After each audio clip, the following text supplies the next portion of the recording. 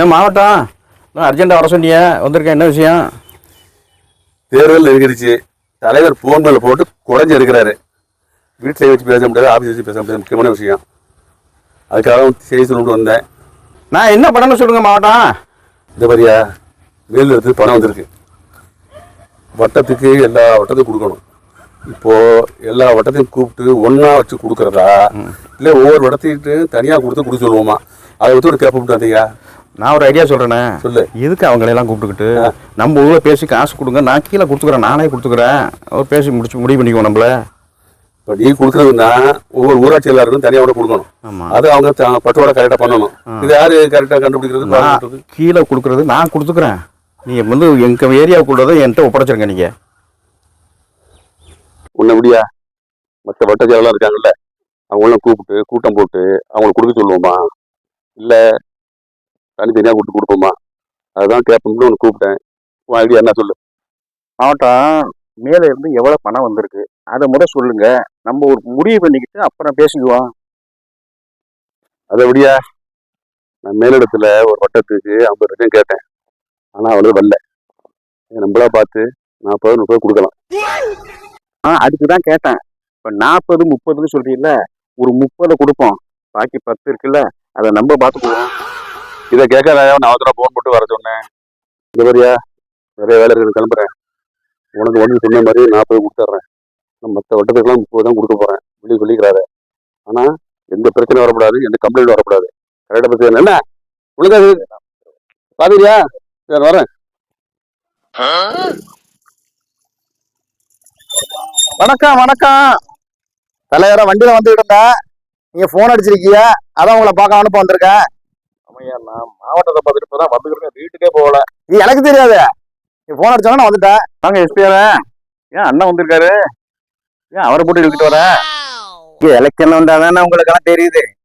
அது என்ன முன்னோடி எனக்கு தெரியல, அவர்கிட்ட தான் பேசிட்டு இப்பதான் உங்களுக்கு கண்ணு தெரியுது. என்ன இதை நாங்க நட்டு வச்சேன், அறுவடை பண்ணிக்கிட்டு இருக்கீங்க. போங்க எஸ்பிஆர்ண்ணா, ஏன் டென்ஷனா பேசுறீங்க? உங்களை வச்சுதான் கட்சி எல்லாம், எங்களுக்கு முன்னோடி நீங்க தானே. தம்பி இருக்காப்ல, நான் பாத்துக்காப்ல உங்களை பாத்துக்காப்ல, நானும் பாத்துக்கிட்டு தானே இருக்கேன். 40 வருஷமா பாத்துக்கிட்டு தானே இருக்கால. ஏதோ இன்னைக்கு எலெக்ஷன் வந்தவொடனே உங்களை பாப்போன்னு கூப்பிட்டாப்புல வந்தேன்.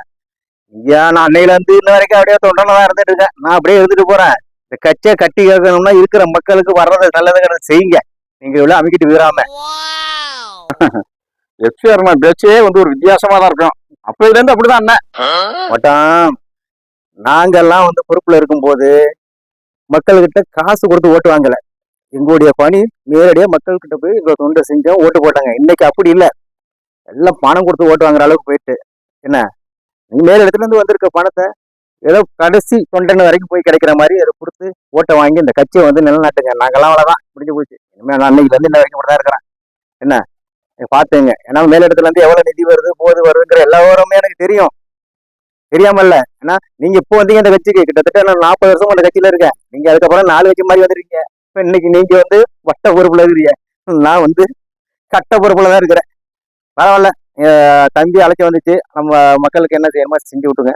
அதே மாதிரி ஒவ்வொரு ஒன்றியத்துக்கும் ஒவ்வொரு ஊராட்சிக்கும் எவ்வளவு நிதினு கொடுத்து கட்சியை வலுப்படுத்துங்க. சரியா? அது மாதிரி பண்ணுங்க. அப்புறம் இங்க நீங்க அவசரமா கிளம்புறிய போல இருக்கு, நானும் கிளம்புறோம்.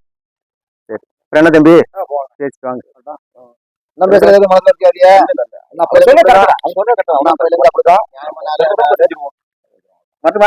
சரி வாங்க வாங்க வாங்க. என்ன ஒரு நிமிஷம் இருக்கிறான், அப்படி வாங்க.